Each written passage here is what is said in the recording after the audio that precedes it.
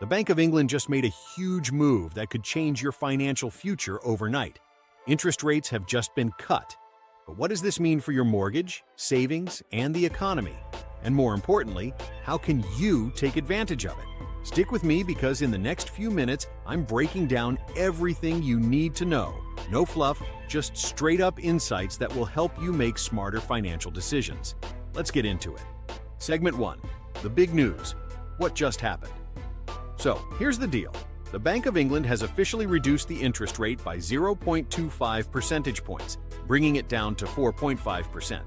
Now, this may sound like just another boring finance update, but trust me, this decision has massive implications for you and everyone around you. But why did they do this? And what happens next? Let's break it down. 1.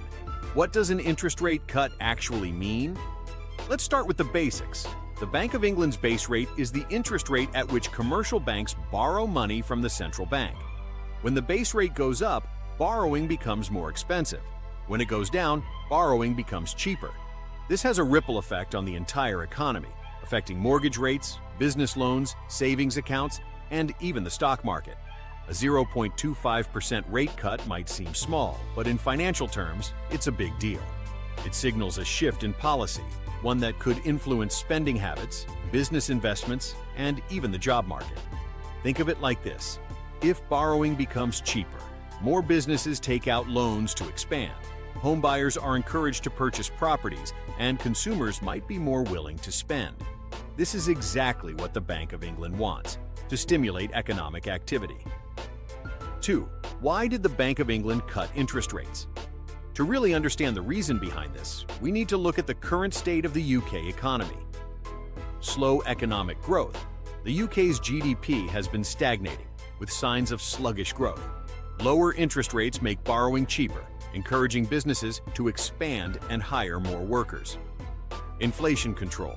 Inflation has been cooling down from its record highs, but policymakers need to strike a balance.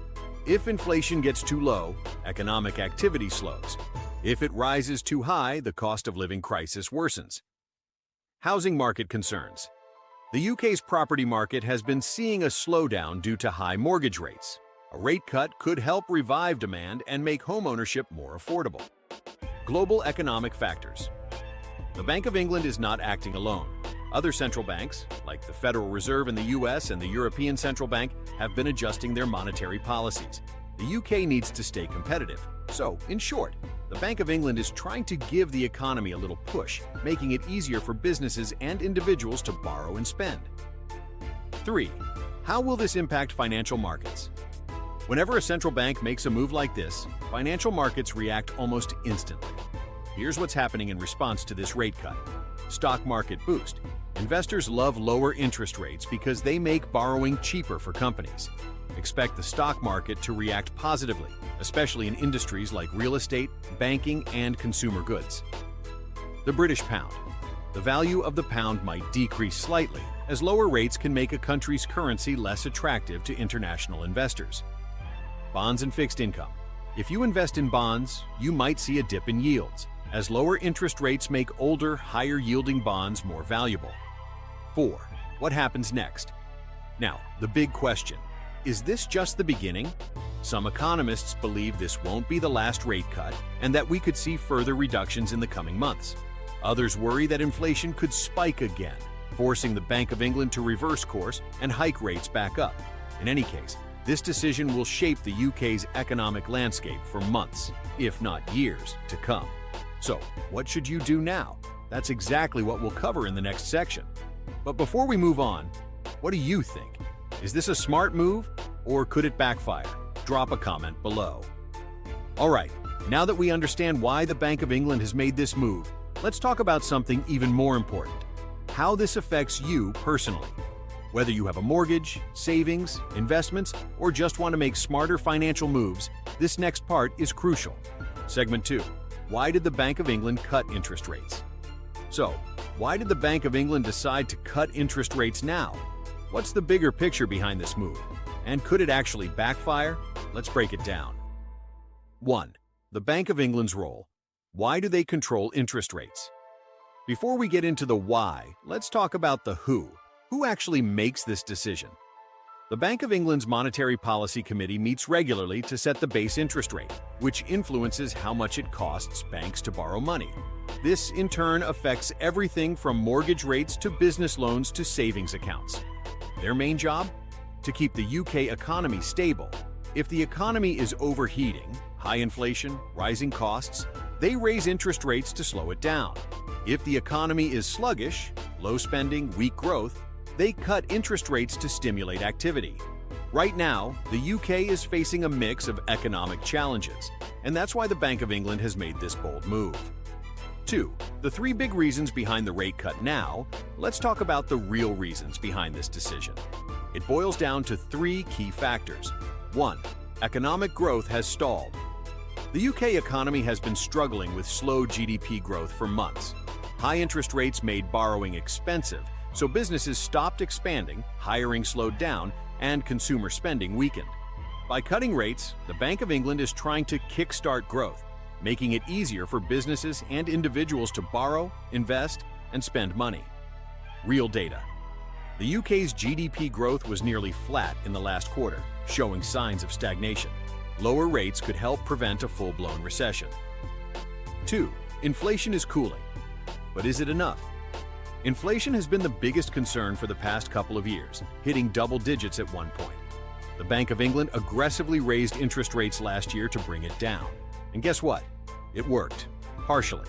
Inflation is now closer to their target of 2%, but it's still fragile. The balancing act. If they keep rates too high for too long, they could push the economy into a recession. But if they cut them too quickly, inflation could return. This is where things get tricky. They're hoping this small rate cut will give the economy a boost without reigniting inflation. 3. Global economic pressure and market trends. The UK isn't making this move in isolation. Other major central banks, the Federal Reserve, US, the European Central Bank, and even the Bank of Japan, have been adjusting their policies in response to economic shifts. If the UK keeps rates too high while other countries lower them, the British economy could become less competitive globally. Example, if the UK keeps rates high while the US cuts them, global investors might move their money elsewhere, weakening the British pound. 3. The hidden risks. Could this backfire? Now, before we celebrate, let's talk about the potential downsides, because there's always a but. Risk 1. Inflation could surge again if businesses borrow too much and consumer spending increases rapidly. Demand could outpace supply, pushing prices up again. If that happens, the Bank of England might have to reverse course and hike rates again, which could shock the economy. Risk 2. Weakening the British pound. Lower interest rates tend to weaken a country's currency. If the pound drops, imports become more expensive, leading to higher costs for everyday goods like fuel and groceries. Risk 3. Savers get the short end of the stick. If you have money in a savings account, expect lower returns. Pension funds and fixed-income investments could also take a hit. 4. What happens next? Is this just the beginning? Now, the big question.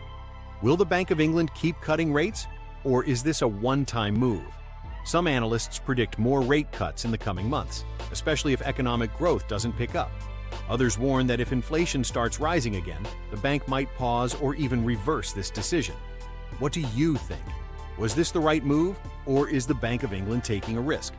Drop a comment below. Now that we understand why this rate cut happened, the next question is even more important. How does this affect you? Whether you're a homeowner, investor, or just someone trying to navigate today's economy, the next part is crucial. Stick around, because I'm breaking down exactly how this decision will impact your finances next. Segment 3. How does this affect you?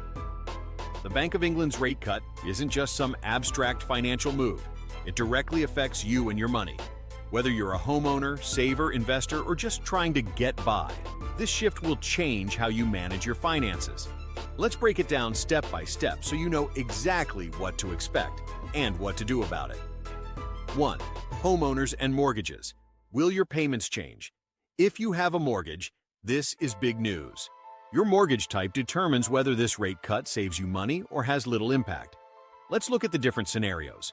Variable rate and tracker mortgages. If you're on a variable rate or tracker mortgage, this is good news. Your monthly repayments will likely decrease.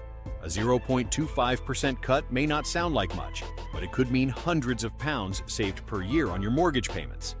Example, on a £200,000 mortgage, a 0.25% reduction could mean saving £25 to £40 per month, which adds up over time. Fixed-rate mortgages. If you're on a fixed-rate deal, nothing changes yet. However, if you're coming to the end of your fixed term, this rate cut could mean better deals when you remortgage. It's worth keeping an eye on mortgage rates and speaking to a broker if your deal is ending soon. First-time buyers. Lower rates could mean cheaper mortgage deals in the coming months. But with house prices still high, the question is, will banks start offering more attractive lending deals? We'll have to wait and see. Key takeaway. If you're on a variable or tracker mortgage, you'll likely save money. If you're on a fixed rate, start planning ahead for your next deal. Second savers. Bad news? Here's what you should do. Saving money just got harder. Banks use the Bank of England's base rate to determine the interest rates they offer on savings accounts. When rates drop, banks usually lower savings rates too, which means your savings interest will likely drop. If you have money in a standard savings account, expect your interest rate to fall soon. This means your money won't grow as fast, and the real value of your savings could erode over time due to inflation. Where should you put your money instead? If you want to beat low savings rates, consider these alternatives. Fixed-term savings accounts. If you lock your money away for 1 to 5 years, some banks may still offer decent rates. High-yield bonds. Government or corporate bonds can give better returns than standard savings accounts. ISAs, individual savings accounts, tax-free savings options could help maximize your returns. Investments? More on this next. If you're open to some risk, investing could provide higher long-term growth. Key takeaway. If you have money sitting in a low-interest account, it's time to rethink your strategy. Look for better savings options or consider investing. 3. Investors. Time to ride the wave? Stock markets love lower interest rates. Here's why. Borrowing gets cheaper for companies' businesses can borrow money at lower costs, allowing them to expand, invest, and grow profits. This often leads to a rise in stock prices, meaning investors can benefit from capital gains. Growth stocks and tech companies. Benefit the most sectors like technology, real estate, and finance tend to perform well when interest rates drop. Example, the last time the UK cut rates, we saw a surge in stock prices in these industries. But watch out for inflation risks. If inflation picks up again, the Bank of England could hike rates back up, causing a market correction. It's important to stay informed and diversify your investments. What should you do as an investor? If you already invest, consider increasing your holdings in growth sectors. If you're new to investing, now might be a good time to enter the market, but with a strategy.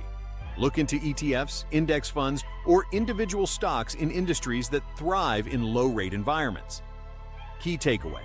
If you're investing, you could see strong market growth, but stay cautious of long-term risks.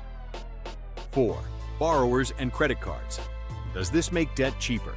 If you have debt, this could be a relief. Lower interest rates could make personal loans, car finance, and credit card interest rates slightly cheaper.